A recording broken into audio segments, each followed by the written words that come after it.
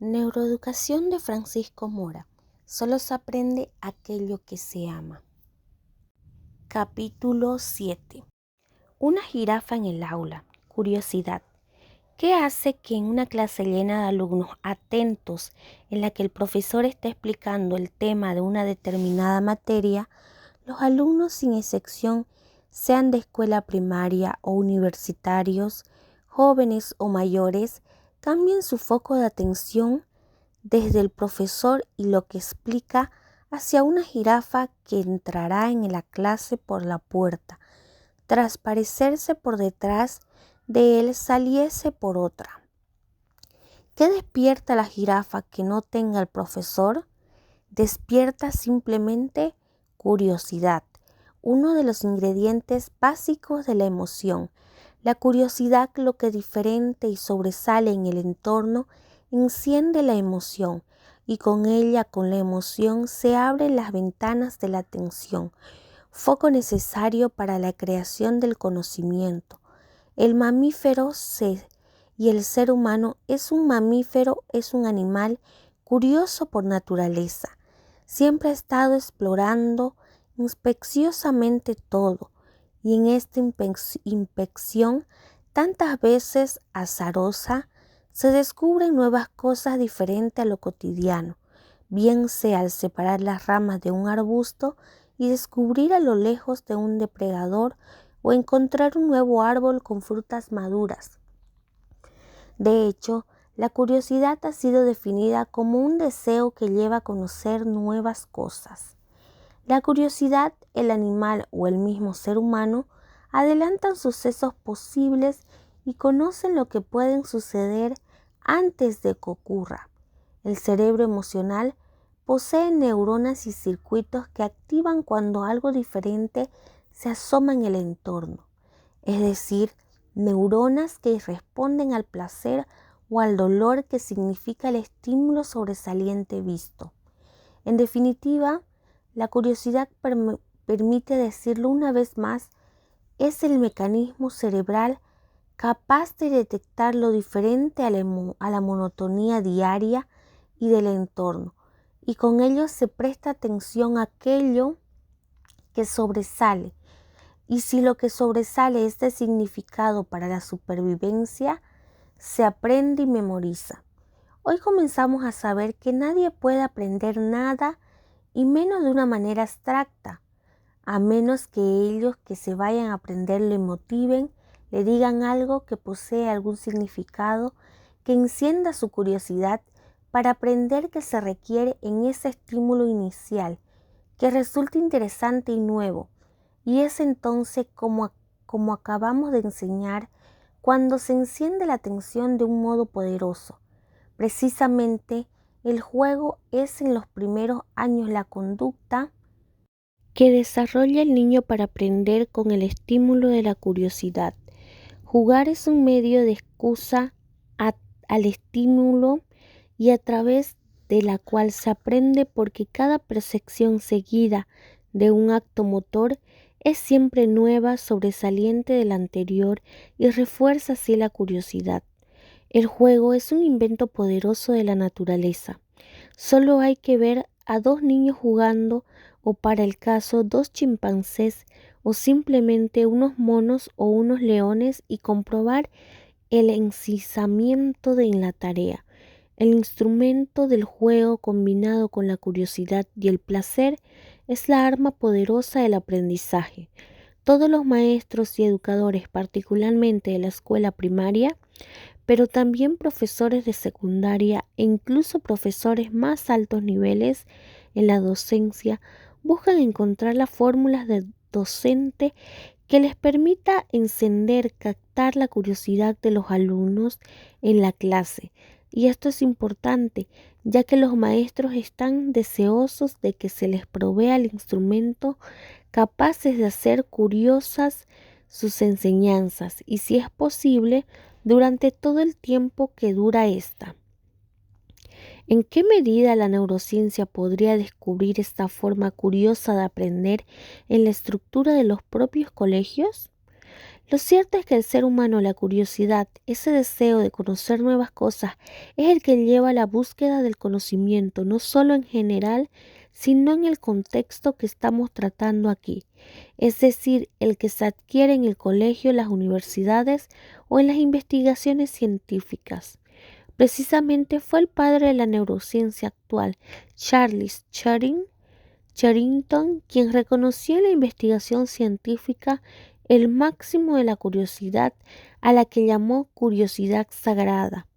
En el cualquier caso, estudios recientes muestran que la adquisición de conocimiento, el llegar a conocer aquello que se busca con el estudio y el aprendizaje, comparte sustratos neuronales con aquellas otras conductas que impulsan a la búsqueda del agua o el alimento de la sexualidad, es decir, lo hedónicamente placentero. De ello se deduce que la curiosidad que se satisface a través del aprendizaje tiene como base cerebral el placer, lo que a su vez refuerza y las ideas de la que busca el conocimiento y la toma de decisiones conducentes, obtener ese conocimiento biológicamente placentero, placer que no es simple placer mental, sino que comparte los mismos circuitos y sustratos neuronales que los placeres biológicos. Así pueden los circuitos cerebrales que se activen ante ciertos estímulos que encienden la curiosidad son aquellos que anticipan y adelantan la recompensa o si quieren el placer y por tanto residen en el mismo límbico o emocional, incluyen estructuras como la corteza prefrontal, el núcleo accumbens, los amígdalas, el hipocampo, el centrum, la corteza entortal, el hipotálamo y otras áreas en el tronco del encéfalo.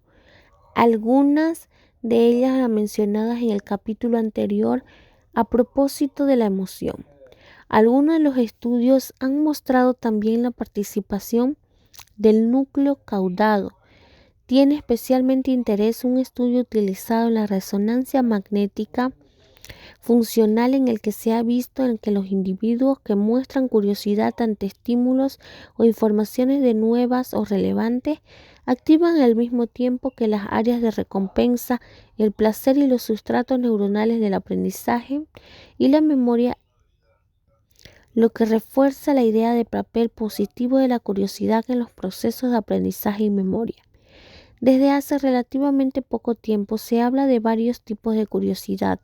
Por un lado, esta curiosidad perceptual diversificada, curiosidad básica que tienen los mamíferos en general y el ser humano en particular, que es aquella fuerza que se lleva a salir el aburrimiento, el aislamiento y que se enciende en una respuesta ante determinados estímulos interesantes, no específicos que sobresalen en el entorno, y por otro la curiosidad epistemótico específica, que requiere aquella que otra que lleve la búsqueda específica del conocimiento, al saber querer aclarar algo concreto que estimula ante la incertidumbre o el conflicto racional o conductual y que se satisface cuando el conocimiento se alcanza o el conflicto se resuelve.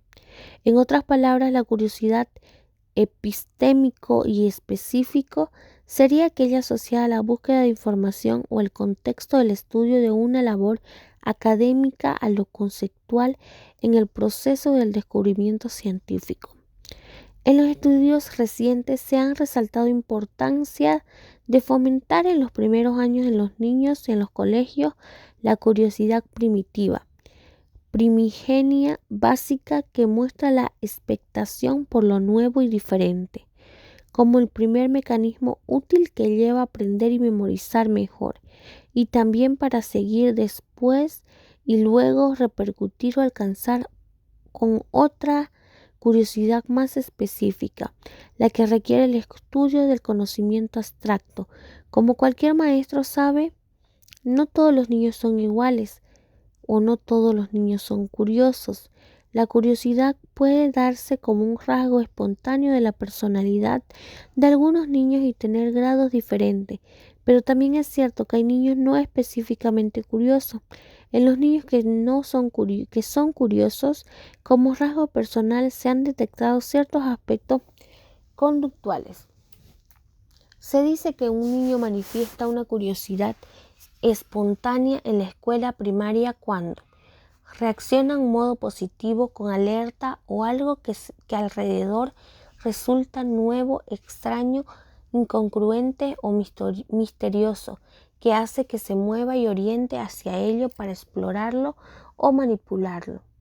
2.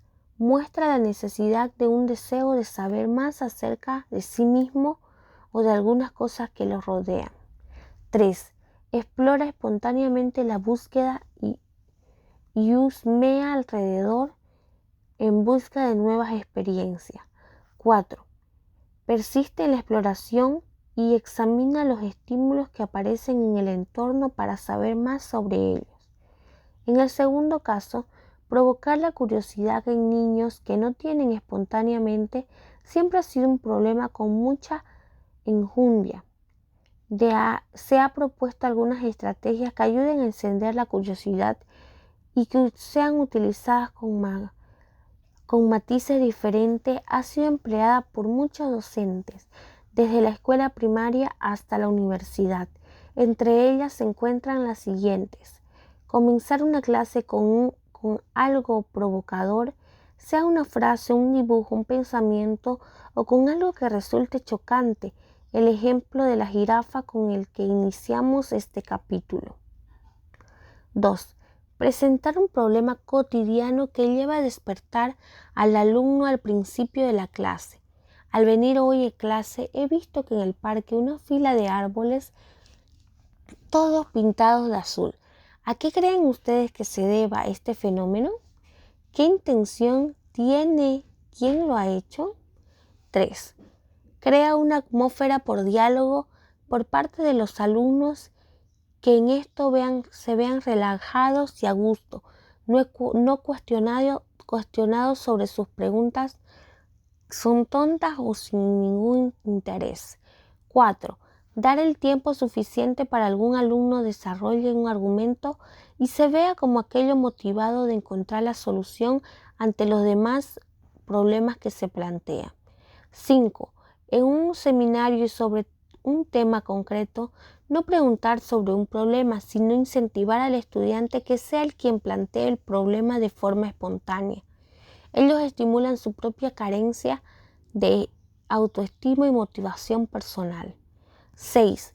Introducir durante el desarrollo de la clase elementos que impliquen incongruencia, contradicción, novedad, sorpresa, complejidad, desconcierto e incertidumbre.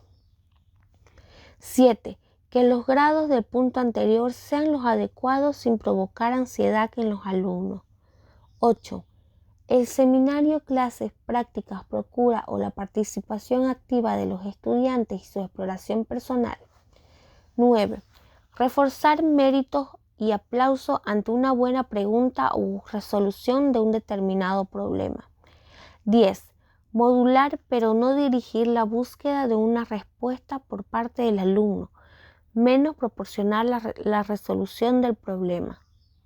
La conclusión es que se alcanza con todo esto que se trata de inyectar la curiosidad en los estudiantes y con ello fomentar su posición a aprender. Es evidente que los significados que enciende la curiosidad varían en relación con la edad, la hora del día, el estado del organismo y cuándo sucede en el medio ambiente físico, familiar y social. Esto último no es baladí a la hora de sacar ventaja de estos mecanismos para aplicarlos a la enseñanza, más específicamente en la escuela.